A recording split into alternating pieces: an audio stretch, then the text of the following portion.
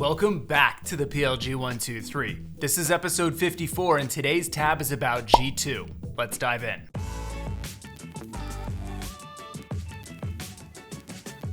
As you've probably noticed, G2 has become a major staple in the software world for its super prolific and super helpful ratings and reviews platform. The company just announced a $157 million Series D at north of a $1 billion valuation. If you're anything like me, your life has become almost entirely dependent on ratings and reviews. From Amazon to Yelp to TripAdvisor to Rotten Tomatoes and everything in between, I rarely make a purchase decision without checking a reviews site. And we've seen this same dynamic come into the B2B world as well. The best and most established example is probably Glassdoor, as many candidates will only consider joining companies with strong marks for CEO approval, job satisfaction, and compensation. And so we come to G2.